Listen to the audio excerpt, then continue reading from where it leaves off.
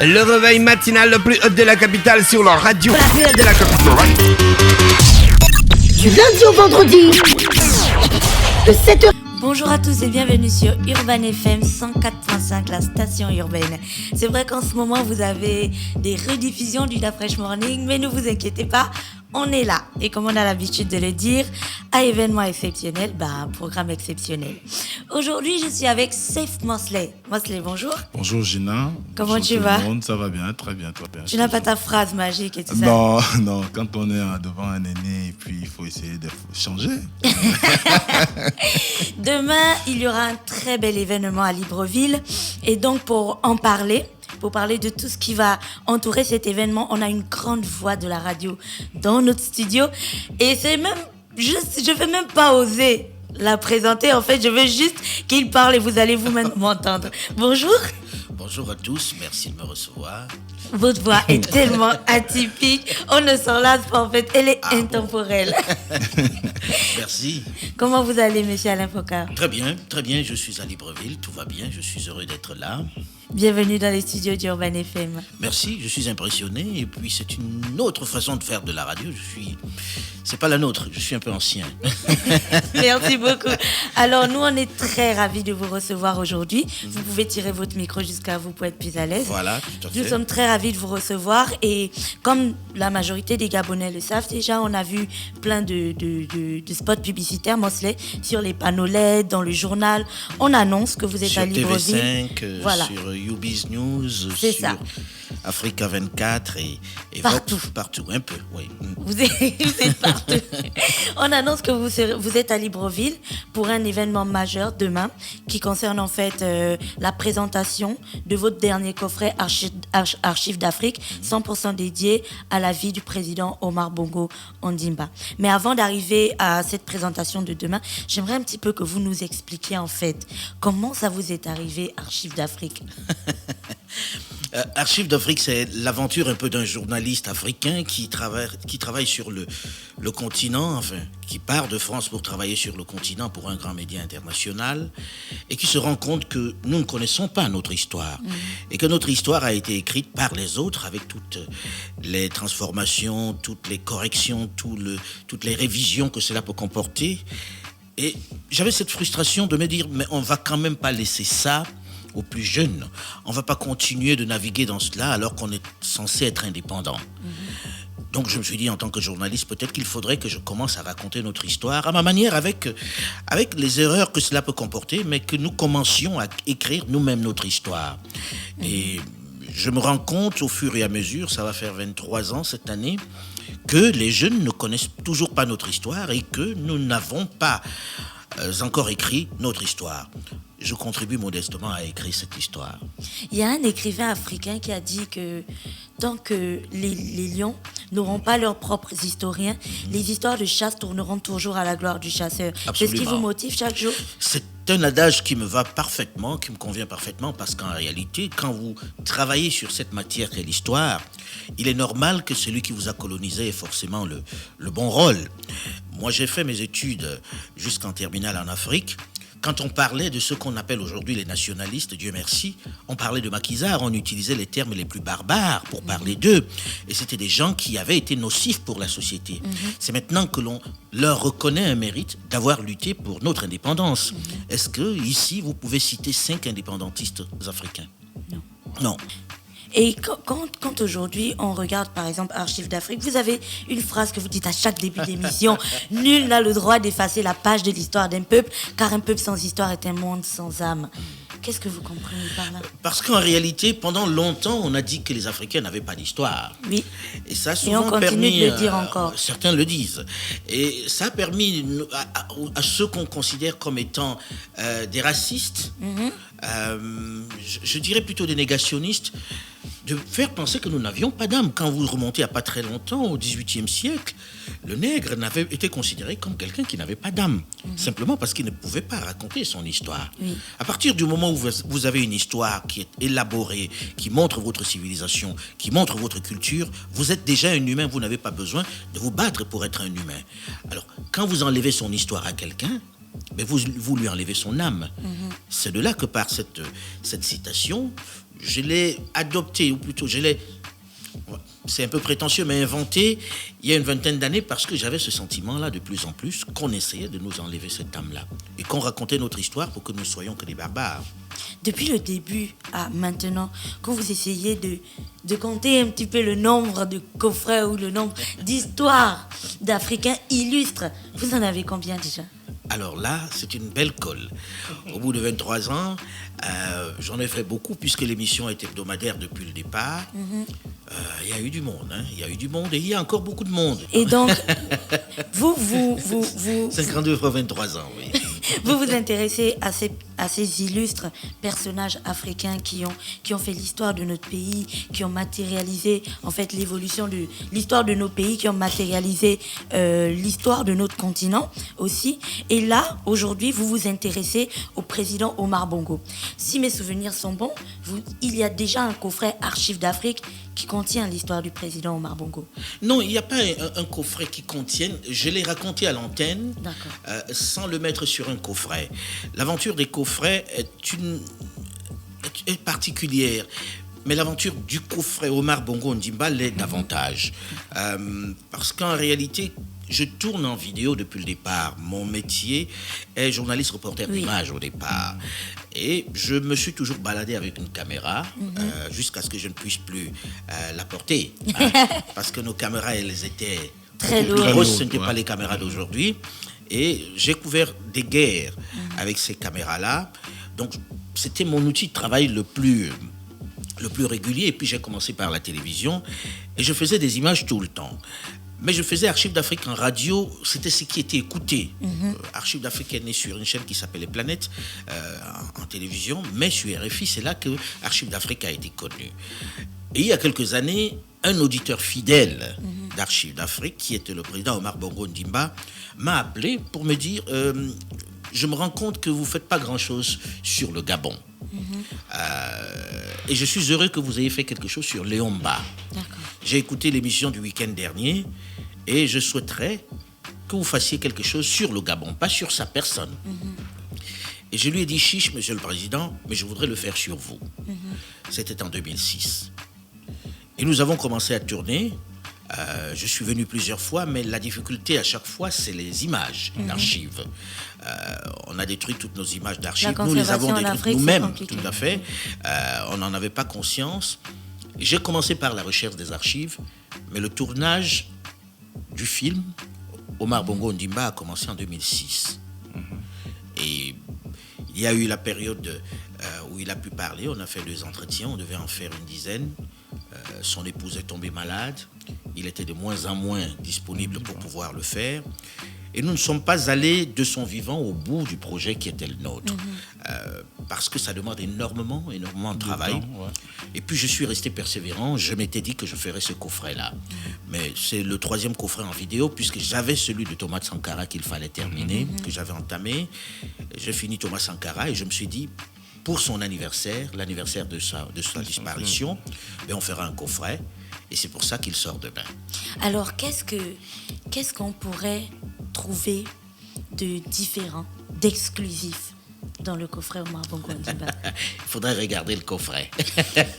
Bien, moi je vais un peu m'attaquer au côté plus ou moins historique, parce que quand on regarde, on nous dit que c'est 10 heures d'images. Oui. Un peu plus de 10 heures d'images. 10 heures. 10 heures d'images, voilà. Ce qui sous-entend que vous avez plus ou moins essayé d'avoir une vue plus large sur non seulement l'histoire d'Omar Bongo, mais également pratiquement l'histoire du Gabon, vu qu'Omar Bongo a dominé l'histoire post-coloniale du Gabon. Oui. Bon, à partir de là, quelle est aujourd'hui la périodicité que vous pouvez donner à l'histoire du Gabon post-colonial, et quels pourraient être les événements qui pourraient sous-tendre cette périodicité? J'ai pas bien compris la périodicité, c'est-à-dire le fait de... Les grands mouvements par rapport au long règne d'Omar Bongo. Alors, dans le coffret, je l'ai divisé, mais c'est presque, on va dire, subjectif. Parce qu'on a eu la période où il arrive et où il est encore sous influence de Paris, où il va progressivement se détacher de cette influence-là. La période de la rénovation, où je crois que personne dans ce studio n'était né. Non. Personne. Et puis, il y a eu la période un peu plus complexe de la crise, le début des années 80 avec l'arrivée de la droite au pouvoir en France, et le début des difficultés, parce que c'est le début de la contestation où l'opposition va enfin véritablement naître avec le Morena, qui va 1982, qui va progressivement s'installer avec le père Ponba Abessol à l'époque, et puis la période 89 où ça va être très très chaud ici, et puis la conférence nationale. Après la conférence nationale, il va y avoir la période 93 où l'opposition, où on a une vraie élection pluraliste, très très difficile, 98 ensuite, 2005, et la période de, on va dire, de la difficulté, parce qu'après 2005, les choses vont moins bien parce que son épouse est malade et qu'il a une grande affection pour cette épouse-là qui était une grande dame. Et finalement, la maladie va prendre le dessus. Bien, alors de tous ces moments, quel est selon vous le moment où il a été le plus ingénieux dans la gestion même de l'État gabonais? Alors, je pense que pour durer déjà aussi longtemps, il faut être ingénieux tout le temps. Parce que personne ne l'attendait là.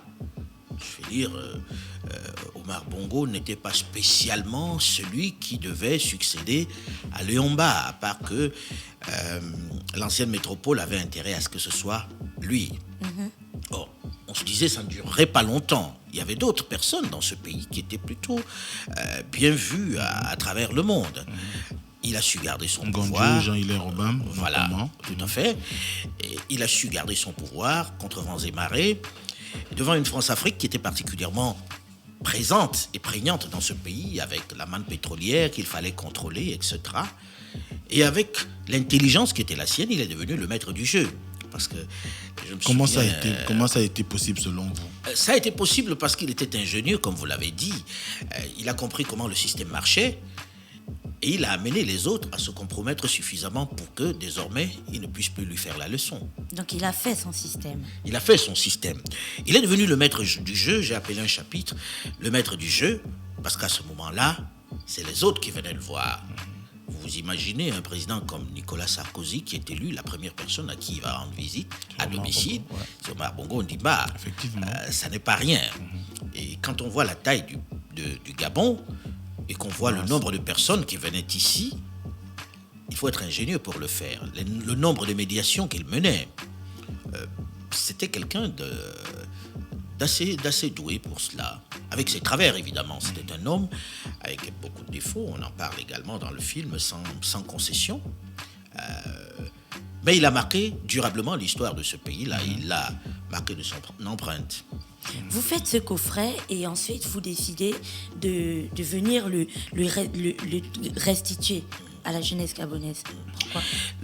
Ma démarche à chaque fois a été, dans un premier temps, de remettre ça à la jeunesse parce que nous n'avions pas eu ça. Nous, quand on était plus jeunes, on n'avait pas d'outils pour pouvoir commencer à travailler sur notre histoire. Et c'est perfectible. Ce que j'ai fait, c'est le premier jet. Les scientifiques, les historiens vont aller un peu plus loin. Et avec la méthode qui est la leur, ils sont des historiens, mais ceux à qui ça appartient cette histoire, c'est la jeunesse. Et à chaque fois où j'ai fait un coffret, que ce soit le premier qui comportait 4 chefs d'État, ou celui de Thomas Sankara, ou celui-là, pour ne parler que de la vidéo, mon premier réflexe a été d'aller dire aux jeunes, voilà, c'est à vous.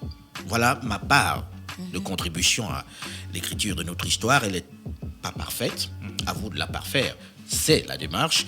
Et c'est la démarche que j'ai demain matin en allant aux archives nationales et en remettant ça aux jeunes en disant, voilà, je vous remets ma part de travail. J'étais venu aux archives nationales lorsque j'avais commencé à travailler sur ce sujet. Et la difficulté a été que je n'ai rien trouvé aux archives nationales, puisque le président Omar Bongo Ondimba m'avait dit, va aux archives nationales et regarde ce qu'il y a. À l'époque, je suis passé par là et je n'avais rien de concret. De vidéo. Il y avait rien. Il y a un problème de conservation. Justement, Absolument. donc c'était important pour vous d'être en partenariat, parce que vous êtes en partenariat avec une grosse maison de téléphonie mobile qui a participé à la rénovation des archives nationales. C'était donc important pour vous de repartir là-bas aussi. Absolument. Je veux dire, pour moi, quand une structure a une démarche sociétale, je suis toujours très séduit. Parce que rien n'oblige je peux citer son nom, Oui, bien sûr. RTL. Non, il y a Bien pas obligé RTL à travailler dans ce domaine-là qui n'est pas visible, les archives nationales. Généralement, on travaille où on sponsorise des choses qui sont très très visibles. J'ai été très séduit par le fait qu'il se soit intéressé aux archives nationales, parce que c'est la mémoire de ce pays, parce que c'est là-bas que l'on doit garder ce qui nous appartient, notre patrimoine, et que quelquefois les dirigeants ont souvent négligé cet endroit-là. Or, c'est l'endroit où on doit veiller à ce qu'il se porte bien et qu'il soit suffisamment fourni. Or, j'ai fait une petite visite hier, j'ai été plutôt content de voir ce que j'ai vu, le parc et le centre de formation qu'il y a sur place, le parc d'ordinateurs qui va permettre de numériser ce que nous possédons encore. Et j'ai été très content de rencontrer le directeur qui était plutôt fier de ce qui était en train d'être fait. Il y a quelques années, le magazine Forbes, si je me souviens bien, vous classez parmi les 100 ou les 1000 Africains les plus influents.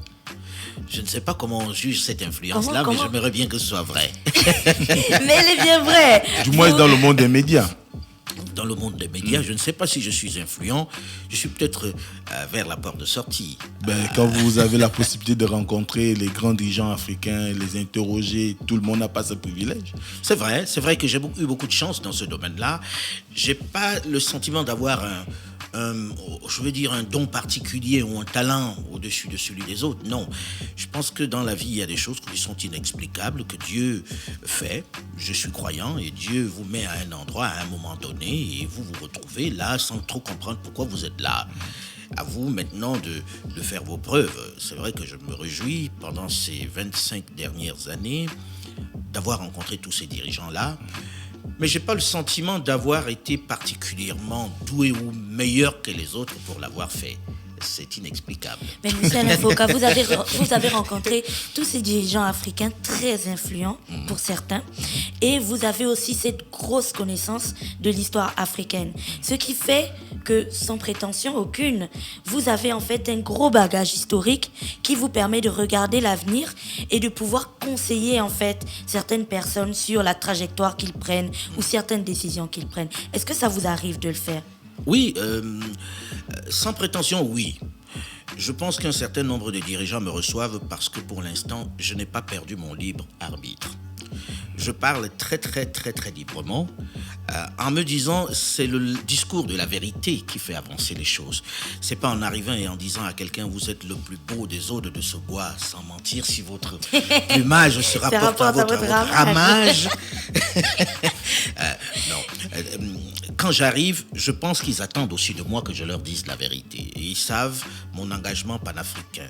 Donc, je leur dis les choses que certains collaborateurs n'ont peut-être pas le courage de dire, mais sans avoir un mérite particulier. C'est que je ne suis pas en train d'attendre une nomination. Je ne suis pas en train de chercher une place auprès d'eux. Non, je viens parce que je suis africain, que je le suis profondément. Je suis certes parti depuis 37 ans, mais mes racines sont restées là. Et je passe peut-être autant de temps en Afrique que sur place à Paris. Donc, je me sens l'obligation de dire, voilà ce qu'on pense de vous, voilà comment vous êtes perçus. Maintenant, ils en font ce qu'ils veulent. Ça ne veut pas dire qu'ils m'écoutent forcément. Je me souviens d'un chef d'État qui est décédé aujourd'hui. Je vous rassure, ce n'était pas celui du Gabon, qui me réveillait à 3h du matin pour me demander mon sentiment sur un sujet. On est resté à discuter près de 2 heures. Il avait demandé à ma femme de me prêter quelques instants. On a discuté pendant près de 2 heures. Je lui ai dit mon point de vue et le lendemain, il a pris la décision contraire, un peu comme s'il me prenait à contre-pied. Je respecte. Ça ne veut pas dire qu'il m'écoute dans le sens de faire ce que je dis. Ça veut dire tout simplement qu'ils ont recueilli un avis, comme ils recueillent beaucoup d'avis. Ce qui est la qualité des grands hommes, c'est d'écouter les gens et de savoir ce que les autres pensent. La décision qui leur semble la meilleure. Absolument. Alors, il n'y a pas d'influence sur. Alors, en faisant un coffret sur Omar Bongo, c'est vrai, il s'agit de restituer l'histoire du Gabon, mais vous, quand vous regardez un petit peu cette histoire, notamment à partir des années 90, quelle lecture faites-vous de cette période-là ? Alors, ce que je vais dire n'est pas très politiquement correct, mais je me suis toujours dit, je vais dire la vérité. Je pense que nous avons loupé un virage important à partir des années 90. C'est-à-dire qu'on a été emporté par l'engouement de ce qu'on a appelé le vent de démocratie qui a soufflé sur le continent. Je ne pense pas qu'on décrète la démocratie. Je pense que c'est un processus qui se construit progressivement, qui est l'histoire des hommes. Qu'un matin, on ne dit pas, à partir de maintenant, vous allez être des démocrates, voilà comment ça doit marcher. Je me souviens, le président Kounché qui disait, comment vous voulez parler de démocratie et de multipartisme à des gens qui ne savent même pas encore lire et qui ne comprennent même pas quel est le sens de démocratie.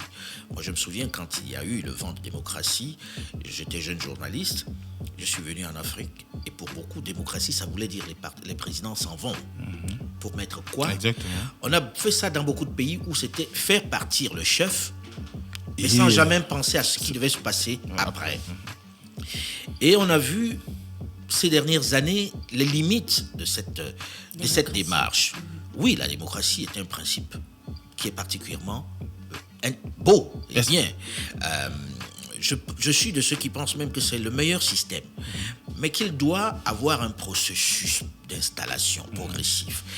Et qu'au lieu d'avoir cherché à changer les têtes des États, on aurait peut-être dû commencer à faire des fortes décentralisations pour commencer à faire naître une nouvelle classe politique qui s'exerce déjà au niveau des régions, des provinces, des villes et qui soit capable de gérer déjà des entités administratives avant d'aspirer à la gestion des États. Il y a des chefs d'État où je suis sorti de leur bureau et je me suis dit mais c'est pas possible, c'est quand même pas lui le chef. Qui sont des accidents de l'histoire dus à cela. Je ne citerai pas, mais on a quelques voisins où quand j'ai vu les chefs d'État des années précédentes, je me suis dit, mon Dieu, c'est normal que ce pays soit en guerre ou que ce pays soit dans la situation où elle est. Mais parce que le terreau était fertile, ils ont profité d'un espace et ça a apporté beaucoup de guerre. Et puis, je n'ai pas le sentiment que nous ayons consacré du temps à l'économie qui est la clé. On parle beaucoup de politique dans les pays francophones. On ne parle que de ça, avec des promesses que personne ne tient. Parce qu'aujourd'hui, il faut séduire. Or, moi, j'ai un petit peu connu les précédents présidents qui avaient, à une certaine époque, entre eux, une certaine concurrence. C'est-à-dire, je me souviens du président Oufoué qui disait « Je suis allé au Cameroun, j'ai vu tel bâtiment et j'ai décidé de construire un plus important. » Et quand vous pensez que l'histoire de la BCAO, du siège de la BCAO à Dakar, qui est le plus grand bâtiment en termes de taille à Dakar, est née parce qu'il a vu l'hôtel Ivoire, parce qu'il est allé, il a vu l'hôtel Montfébé au Cameroun. C'était l'envie de comment je construis le mieux que l'autre président. Aujourd'hui, c'est plutôt comment j'en finis avec l'autre opposant qui me marche dans les pattes. Et on est plus occupé par ça que par la construction. Personne ne parle économie ou presque. Et je pense que peut-être qu'il est venu le moment que les gens nous séduisent par des propositions économiques très très claires, parce que c'est ça qui donne à manger aux gens. Vous voyez le taux de chômage et que les gens sont en train de vous faire du baratin à la télévision en vous disant qu'ils vont raser gratis, ça vous épuise un peu. Alors, très bien. Alors, vous, tout à l'heure, vous parlez d'impréparation par rapport à l'entrée au multipartisme dans les années 90. Est-ce que vous ne pensez que c'est parce que Omar Bongo avait plus ou moins essayé de voir cet avenir-là qu'il avait proposé, par exemple, un cadre comme le RSDG? Je ne m'avancerai pas sur ce jugement. D'accord. Je pense que l'histoire du Gabon dans cette période a été singulière. Assez singulière parce qu'elle a commencé avant la BOL. Elle commence ici en 89. Alors la BOL ne sera que beaucoup plus tard, c'est-à-dire en juin 90. Donc l'histoire du Gabon a été celle d'un pays qui a des richesses, qui est un pays par rapport à tous les autres qui est plutôt riche et où il y avait des velléités indépendantistes, des velléités de liberté un peu plus fortes et où il a été confronté à la réalité de cette pression-là, avec aussi l'aide des grandes puissances qui, à un moment donné, ont voulu le lâcher. Donc, je ne dirais pas que c'était une vision singulièrement. Non, je n'irai pas jusque-là. Il était intelligent, mais il est suffisamment intelligent pour qu'on ne lui donne pas ce qu'il n'a pas fait. D'accord. En 2008, il prononce un discours qui a sonné pratiquement comme un bilan de son action à la tête de l'État, un bilan global. 2009, ouais. En 2009, lorsqu'il dit que Dieu ne nous a pas donné le droit de faire du Gabon, ce que nous sommes en train de faire. Est-ce que vous pensez qu'aujourd'hui, l'action menée par le chef d'État Ali Bongo, c'est dans le sens de corriger ces erreurs qu'il a dénoncées? Vous essayez de m'amener en politique gabonaise? Pas du tout. Mosley, c'est notre spécialiste politique, en fait. Moi, je suis journaliste. Quand vous regardez le moment de ce discours et aujourd'hui, est-ce que vous pensez que quelque chose a été changé ou qu'il y a eu un changement quelconque pour essayer de coller avec ce discours-là? Moi, je juge l'histoire. Je juge l'histoire et vous êtes en train de me faire le bilan d'Omar Bongo, d'Ali Bongo Ondimba. Je fais une émission je fais une émission dans quelques heures sur le bilan économique d'Ali Bongo Ondimba avec les membres du gouvernement et avec l'opposition. Très bien, puisque vous avez parlé d'économie tout à l'heure. Rien que dans ce sens-là. Non, mais je laisserai cela le dire. Écoutez RFI la semaine prochaine. Moi, je reviens, monsieur Alain Foucault, je reviens. Vous avez un fort impact et un apport considérable donc, sur l'histoire de l'Afrique, avec bien sûr tous les programmes archives d'Afrique que vous avez faits. Mais il n'en demeure pas moins que ça fait quand même 37 ans que vous êtes parti, même si vous vivez entre les deux continents, mais vous êtes quand même parti. Et je me souviens qu'il y a quelques jours, je lisais un article du Monde qui était très, très, très vraiment horrible sur les journalistes africains. Donc, en tant que journaliste, avec la carrure que vous avez, parce que tout le travail que vous faites, c'est parce que vous avez une certaine crédibilité, une grosse crédibilité. Donc, les gens vous font confiance et vous avez de plus en plus d'auditeurs. Quel est le travail que vous faites, en fait, pour améliorer le travail des journalistes en Afrique? Alors, c'est un beau sujet. J'ai dans ce studio quelqu'un qui m'est cher, qui s'appelle Séverin Tchouke, avec qui on chemine depuis un certain temps, où nous avons ce débat en permanence. Lui, on l'a accompagné pour monter le groupe, qui est le premier groupe de presse camerounais, Equinox TV, qui comporte une radio, qui est la première à Douala, qui, sur ce segment-là, bat RFI sur Douala.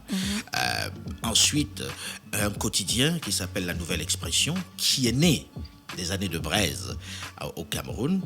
Et pendant 16 ans, j'ai fait une émission quotidienne qui s'appelait Les Médias d'Afrique, dont le but était de montrer qu'il existe une presse africaine et où sont nés de nombreux journalistes africains. Je prenais des journalistes en Afrique qui n'avaient jamais parlé sur un média international et tous les jours ils parlaient sur un média international, non pas en donnant des faits seulement, mais en donnant leur point de vue à travers un éditorial. Et je continue de le faire jusqu'à ce jour parce que j'estime que les journalistes africains ne sont pas moins bons ou plus bons que ceux d'Europe. Seulement, on a donné la parole à ceux d'Europe parce qu'ils ont des gros médias. Et ça leur donne l'impression qu'ils sont supérieurs à ceux du sud du Sahara. Mais je suis persuadé à 200% que s'ils travaillaient dans les conditions qui sont les vôtres, que s'ils vivaient dans le cadre qui sont ceux d'Afrique, je ne suis pas sûr qu'ils seraient aussi pédants et aussi prétentieux. Moi, j'ai fait ma formation de journaliste avec eux. J'ai fait mes sciences politiques avec eux. Et je suis un peu surpris que certains puissent donner des jugements aussi lapidaires sur des gens qui ne connaissent pas. Et je travaille jusqu'à maintenant à ce qu'il y ait une presse africaine. Mais qu'est-ce que je dois rajouter à ça? C'est que j'estime que les Africains accordent trop d'intérêt à ce qui est écrit ailleurs, parce qu'ils n'ont pas créé leurs propres médias. Que le moment est venu véritablement de créer les médias africains qui parlent de nous, qui parlent de ce qui nous concerne, avec nos paradigmes, avec notre réalité, et ne pas s'occuper de cela. Ce problème ne se pose pas dans les pays anglo-saxons. J'ai participé, je dois l'avouer, à la création peut-être d'une dizaine de médias en Afrique. C'est la démarche qui est la mienne dans ce sens. Que ce soit Vox Africa, où j'étais à l'origine, que ce soit Africa 24, où j'étais également à l'origine, ou le média dont je parle, ou Tal TV au Niger, ou Golf au Bénin. Je pense que je ne fais que ça. Parce que ma bagarre, en plus de l'histoire, de la restauration de l'histoire, c'est de dire il faut qu'on entende la voix des Africains. J'ai arrêté Médias d'Afrique parce que ça faisait 16 ans et qu'il faut quitter le public avant qu'il ne te quitte. C'était une très belle émission. La réalité, c'est qu'aujourd'hui, un certain nombre de correspondants de RFI sont sortis des médias d'Afrique. J'entends le Bénin, j'entends le Togo, j'entends le Cameroun, j'entends le Sénégal. Donc je travaille à cela. Si je peux apporter ma pierre pour qu'il y ait l'éclosion internationale des journalistes africains, je le fais avec beaucoup, beaucoup de plaisir. Donc même étant parti depuis autant d'années, ma préoccupation c'est de dire, ils ont des choses à dire, donnons-leur le moyen de le dire. En quittant Médias d'Afrique, vous avez laissé quelqu'un le faire? J'ai voulu laisser Médias d'Afrique à une personne que j'aime beaucoup, qui a été un peu ma fille du point de vue professionnel, qui est Sarah Sako. Mais Sarah a souhaité faire le parcours qui était le mien, c'est-à-dire d'abord le terrain en tant que reporter. C'est pour ça qu'elle a dit je ne veux pas continuer Médias d'Afrique, je ne veux pas reprendre Médias d'Afrique. Elle a été correspondante de RFI en Ouganda, en RDC, dans l'Est. Elle a été au Cameroun et elle est aujourd'hui correspondante de France 24 à Dakar. Je suis plutôt fier de savoir qu'elle fait son chemin. Peut-être qu'elle viendra et qu'elle prendra une autre émission. Avec Mévégué, on essaye sur ces différents médias de créer de nouvelles voix, d'apporter de nouvelles personnes qui puissent nous remplacer. Parce que comme je disais tout à l'heure, on est plus près de la sortie que de l'entrée. Mais est-ce que vous ne pensez pas que le problème qui se pose aussi, c'est parce que vous avez par exemple eu la possibilité d'étudier à l'étranger, on va dire ça comme ça, et que finalement, ceux qui se forment sur le plan local, parfois on a beaucoup plus des autodidactes. Oui. À quand des masterclass, par exemple? J'aimerais bien, tiens, ça c'est une bonne idée, ça. C'est vrai, on prend l'idée, hein, le masterclass de la presse, ça serait pas mal. J'enseigne un peu. J'enseigne dans certaines écoles de journalisme en Afrique et je me rends compte qu'il y a de vrais talents. Il y a de vrais talents. C'est plutôt que on a clochardisé un peu les gens dans le métier et on n'a pas suffisamment organisé. Une carte de presse est nécessaire. Il faut les conditions pour avoir la carte de presse, mais également des avantages. Et je pense qu'à un moment donné, la presse ne doit pas être l'espace du tout venant, qu'on doit structurer avec des règles, avec une déontologie comme ça existe, avec des obligations, telles que ce métier-là ne soit pas un métier de ceux qui n'ont pas pu faire autre chose. Ça ne veut pas dire qu'il faille absolument faire une école de journalisme pour être journaliste, mais qu'on sache que pour le faire, voici les règles. Par exemple, quand vous avez été condamné, vous avez du mal à renouveler votre carte de presse pour diffamation ou des choses comme ça. Que ce ne soit pas l'espace où tout le monde vient pour insulter l'autre, pour régler des comptes. Et je me dis, oui, pourquoi pas des masterclass de journalisme. Depuis que vous êtes arrivé, vous avez lu la presse locale? Je ne fais que ça en permanence. Et comment vous la trouvez? Parfois un peu excessive. Mais il y a des choses très très intéressantes. Mais je pense qu'on peut dire les choses sans être aussi aligné, sans être aussi clivant, voilà. Tout à fait. Mais les choses sont... Mais il y a des très belles parutions. Et je ne suis pas meilleur qu'eux. Qui suis-je pour les juger? Alors, on va revenir donc, monsieur Alain Foka, c'est demain. C'est à la Bibliothèque nationale. Là, on va parler du truc maintenant beaucoup plus... C'est des détails. C'est à quelle heure? Est-ce que c'est ouvert à tout le monde? Alors, aux Archives nationales... Aux Archives nationales, oui. Aux Archives nationales, c'est ouvert à tout le monde. J'aimerais bien rencontrer des jeunes, que nous discutions, qu'on fasse aussi des selfies. Puisque je ne suis pas de la génération selfies, mais je m'y mets un peu. Je m'adapte un peu. Et puis, qu'on parle d'histoire, puis j'en profite pour faire un peu la pub. J'ai une page Facebook qui a 570 000 amis qui rejoignent ce club-là pour que nous échangions sur l'histoire de l'Afrique. Et puis, je les attends à 9h demain matin aux Archives nationales. Il y aura une autre dédicace, mais celle-là un peu moins ouverte, malheureusement, le soir, mais où j'ai invité quelques jeunes également au Radisson demain soir. Après les Archives nationales, où est-ce que les gens pourront trouver le coffret? Alors, puisque vous êtes de la génération numérique... Est-ce qu'il est d'abord en vente? Là, non, à partir de demain. D'accord. À partir de demain. Vous avez des téléphones portables. Il existe aujourd'hui une application Archives d'Afrique qui est téléchargeable gratuitement. Vous pouvez avoir tous les sites de vente d'Archives d'Afrique. Vous pouvez l'acheter en ligne avec le crédit de téléphone. Ah bon? C'est pour vous dire jusqu'où on est allé. C'est-à-dire, on a voulu démocratiser la chose de façon à ce que vous pouvez acheter juste un épisode ou même simplement un chapitre à 100 francs, 150 francs, CFA, parce qu'on m'a accusé de ne pas le mettre à la portée de tous. Donc, si vous avez un téléphone portable, un Android ou un iPhone, Vous y allez sur Google Play ou J'y vais, sur là. iOS, voilà, et vous pouvez télécharger l'application Archives d'Afrique, vous avez toutes les informations. D'accord. Et puis aussi, il existe un site archivesdafrique.com où vous avez toutes les informations. D'accord. Non. Et Moi, monsieur- moi, j'ai une dernière question avant Oui, que Gina heureusement que c'est n'arrive ta à, dernière n'arrive à question, la parce que moi, cela conclusion. m'arrête. N'arrive à la conclusion. Selon vous, quel est le plus grand legs d'Omar Bongo à l'endroit du Gabon? Je vais être un peu poncif. Vous qui êtes pratiquement aujourd'hui l'un de ses meilleurs biographes. Meilleur, je ne sais pas. J'aurais pas cette prétention. Je suis sûr qu'il y a des gens qui écriront des choses beaucoup plus importantes, plus intéressantes. Pour moi, le legs, je vais être dans les poncifs traditionnels. C'est la paix. La paix parce qu'ayant voyagé sur le continent, je me rends compte à quel point la paix est importante. À quel point la paix est la valeur essentielle. Et que ce pays n'ait pas connu la guerre. Quand vous regardez à côté, beaucoup de pays ont connu la guerre et ont traversé des choses épouvantables. Quand on a connu que la paix, on ne se rend pas compte à quel point c'est important. Et je pense que vous regardez les médias aujourd'hui, vous voyez les Syriens, les Afghans se promener, puis vous voyez des familles déplacées comme ces derniers jours dans le sud du Niger à cause des folies de Boko Haram. Vous vous dites, c'est quand même le plus grand legs. Mais la paix devrait être une constante, pas un legs, en réalité. Sauf que dans la réalité de nos vies, c'est finalement le cadeau qu'il a fait aux Gabonais.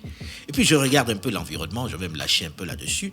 L'environnement politique gabonais, c'est amusant parce que tous sont des enfants politiques d'Omar Bongo Ondimba. Ça ressemble un peu à une guerre de famille. Quand j'arrive ici, tout le monde se bat, mais tout le monde se connaît, tout le monde est imbriqué, on est frères, on est cousins, on est etc. Vu de l'extérieur, c'est amusant. On se dit, bon, le papa n'est pas là, c'est une guerre de famille qui s'ouvre. Bon, au-delà de ça, je ne peux pas dire un peu plus. Vous pensez que ce climat pourrait être préservé à l'issue de l'élection de cette année? Inch'Allah. Et Mosley, il revient toujours à la politique. La dernière question que je vais vous poser, elle est personnelle cette fois-ci. Ce n'est pas la première fois que vous venez au Gabon. On le sait, vous êtes un habitué. Aujourd'hui, vous venez vous apporter concrètement quelque chose à la jeunesse gabonaise. Comment vous vous sentez? Très bien, parce que j'ai rencontré quelques jeunes hier et les réflexions m'ont fait bien dormir. Je me suis senti bien en me disant, finalement, on ne travaille pas pour rien. J'espère qu'ils vont pouvoir accéder à ces coffrets-là. J'ai apprécié que certaines structures aient acheté des coffrets pour les distribuer. J'ai été très sensible à ça, que ce soit RTL ou la BGFI ou la CNSS et quelques autres qui m'excusent si je n'ai pas pensé à les citer, en disant c'est pour léguer aux Africains. Ça m'a fait chaud au cœur parce que je l'avais vécu plus en Afrique de l'Ouest où j'avais le sentiment qu'ils étaient plus attentifs à ce genre de choses parce que les 2 premiers coffrets vidéo ont été largement achetés en Afrique de l'Ouest et à travers le monde, mais peu en Afrique centrale. Alors là, sur Omar Bongo Ondimba, j'ai eu un engouement qui m'a vraiment fait plaisir, mais vraiment. Et je me dis, finalement, c'était bien de venir au Gabon. Alors, merci Monsieur Alain Foka. C'est moi qui vous C'était remercie. un plaisir énorme de vous avoir dans les studios d'Urban FM aujourd'hui. Partagez. Bon courage à Urban FM. Merci. Je suis un peu admiratif. Comme on vous l'a dit, à événement exceptionnel. J'espère que vous allez bah, m'embaucher aussi. Pourquoi pas? On Ce verra. serait difficile de vous contenir dans notre si petite radio. Ah non, il y a de la place. C'est très bien ici. Hein, c'est très bien. Peut-être vous devriez faire un partenariat avec Equinox qui est à côté. Oui. Ce Il serait devrait très peut-être intéressant. diffuser aussi le Urban FM. Hein. Ce Le serait Urban... très intéressant. Le Da Fresh Morning. Da Fresh Morning. Je n'arrive jamais à prononcer. Peut-être que... Da Fresh Morning. C'est ça. Da Fresh Morning. Voilà, c'était un programme spécial dédié essentiellement à la cérémonie officielle qui aura lieu demain de présentation du coffret Archives d'Afrique, dédié à 100% au président Omar Bongo. Je peux terminer sur quelque chose? Oui, bien sûr. Je vous Juste laisse la même terminer. Je voudrais dire que dans terminer. ce coffret, il y a tout le monde. C'est-à-dire, il n'y a pas de clivage. tous les acteurs des de la 42 classe ans de règne politique. d'Omar Bongo. Voilà, l'essentiel, ceux qui ont bien voulu témoigner. Je n'ai pas cherché à prendre un camp ou un autre. Vous avez du Jean Ping, vous avez du Casimir Oyemba, vous avez du Yeye Guindon, vous avez du président de la très République, actuel, alors. vous avez du Sassou Nguesso, vous avez du Alassane, vous avez du Sarkozy, vous avez du Chirac. Tout le monde y est, finalement. De Longonjou, il y a du monde là-dedans. Et je souhaite vraiment du fond du cœur que tout le monde voit ça un peu comme le fédérateur. C'est-à-dire que toutes ces personnes doivent se retrouver dans ce film qui a été fait. Et c'est pour ça que je les invite tous, mais vraiment tous sans couleur politique. Il n'y aura pas demain une place pour l'opposition, pour le pouvoir. Non, tout le monde est invité pour venir voir celui qu'ils ont servi pendant les 42 dernières années. D'accord. Mais monsieur Alain Foka, vous pouvez clore notre entretien. En disant que vous êtes la plus belle. Oh, merci. Donc on retient l'histoire, tant que les lions n'auront pas leurs propres historiens, les histoires de chasse tourneront toujours à la gloire des chasseurs. Donc on se retrouve demain aux Archives nationales, on y sera avec Mosley. Et puis on a téléchargé les applis. Voilà. On va acheter le coffret. Je vais voir le point demain pour voir ceux qui ont téléchargé leur appli. On a téléchargé déjà. Nous, on va très vite ici. Ah, mais même Pharaon, il a téléchargé. Merci beaucoup, chers auditeurs. Donc, ne vous déconnectez pas. On est sur Urban FM 104.5, la station urbaine. Et on revient juste après. Parfait. Urban FM 104.5. Urban FM, toujours dans le barrio, proche des éléments. On fait passer les chariots à chaque événement. Général en costard. Urban FM, c'est cool, c'est fun. En fait, jamais une radio n'avait été aussi musicale. Et si on refaisait le hip-hop?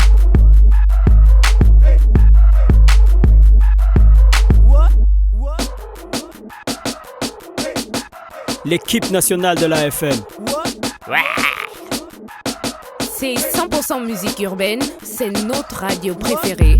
Urban FM, je te kiffe. Toutes mes exclusivités et toute mon actualité, c'est sur Urban FM. C'est frais, c'est maintenant et c'est pour des générations.